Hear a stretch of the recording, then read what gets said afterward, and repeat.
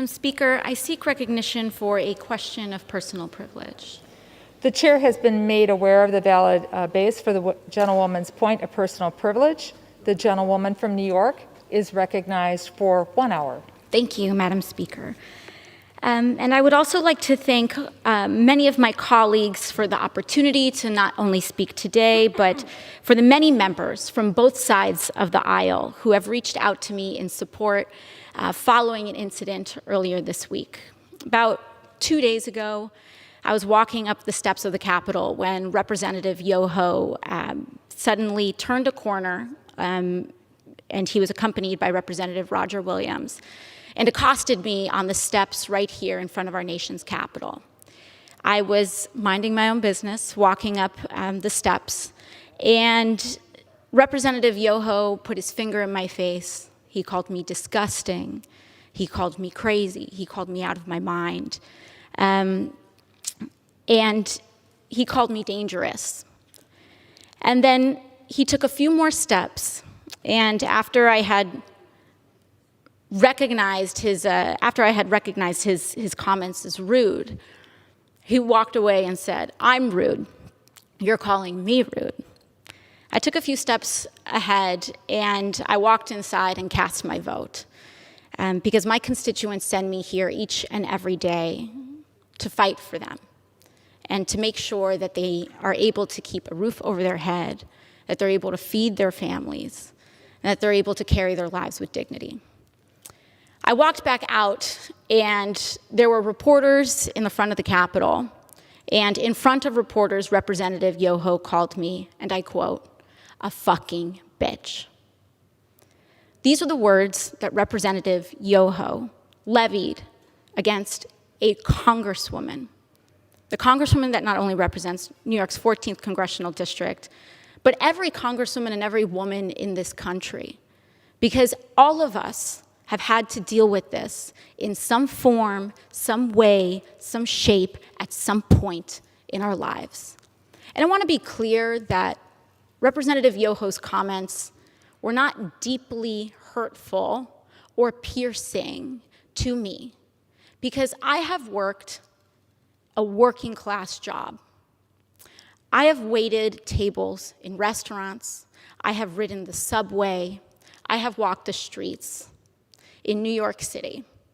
And this kind of language is not new.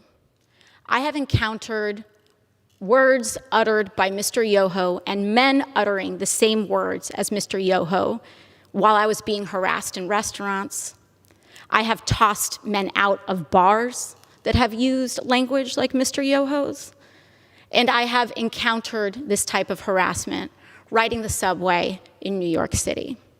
This is not new, and that is the problem. Mr. Yoho was not alone. He was walking shoulder to shoulder with Representative Roger Williams. And that's when we start to see that this issue is not about one incident. It is cultural.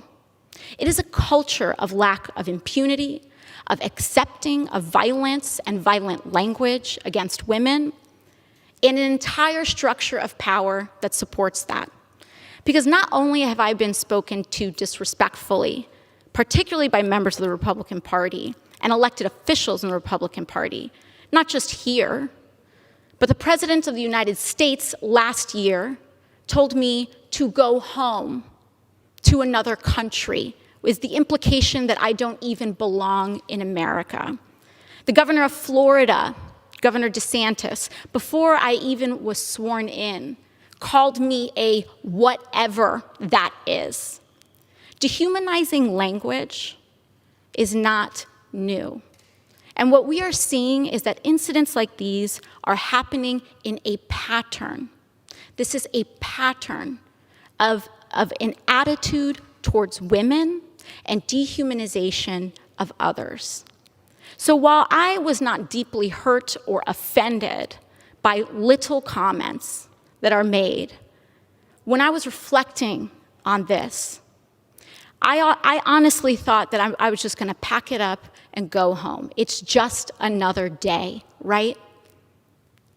But then yesterday, Representative Yoho decided to come to the floor of the House of Representatives and make excuses for his behavior. And that I could not let go. I could not allow my nieces, I could not allow the little girls that I go home to, I could not allow victims of verbal abuse and worse to see that excuse, and to see our Congress accept it as legitimate and accept it as an apology, and to accept silence as a form of acceptance. I could not allow that to stand, which is why I am rising today to raise this point of personal privilege. And I do not need Representative Yoho to apologize to me.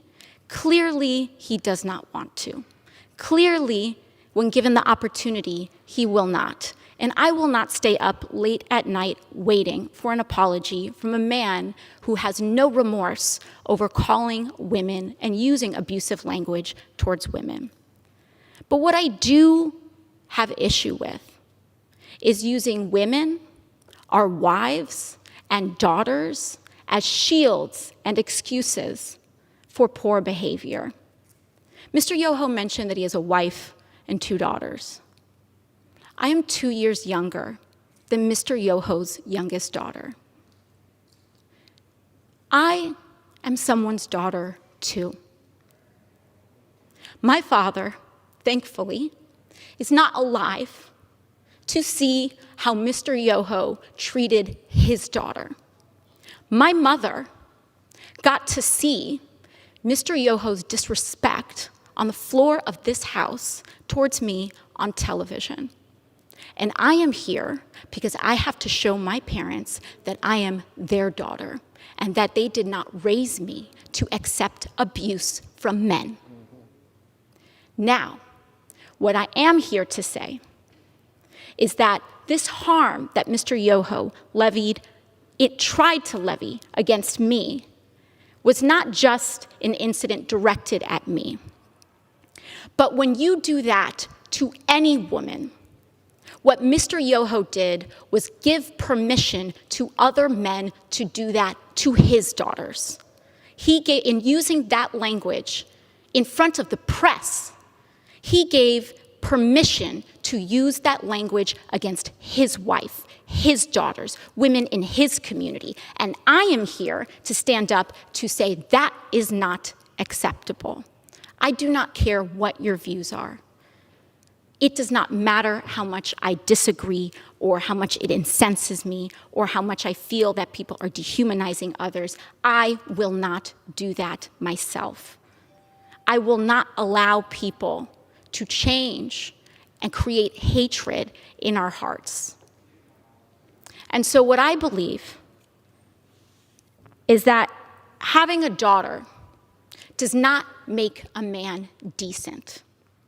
Having a wife does not make a decent man. Treating people with dignity and respect makes a decent man. And when a decent man messes up, as we all are bound to do, he tries his best and does apologize. Not to save face, not to win a vote.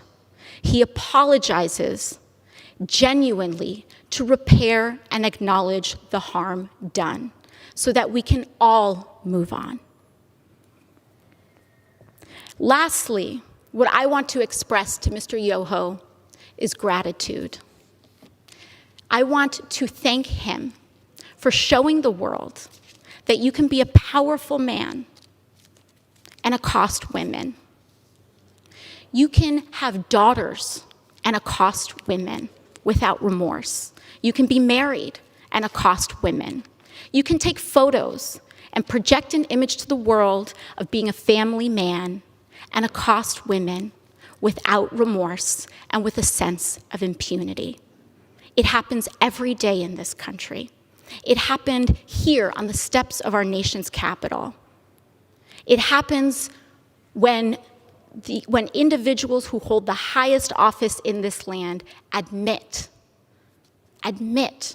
to hurting women and using this language against all of us. But once again, I thank my colleagues for joining us today. I will reserve the hour of my time, and I will yield to my colleague, Representative Jayapal of Washington. Thank you.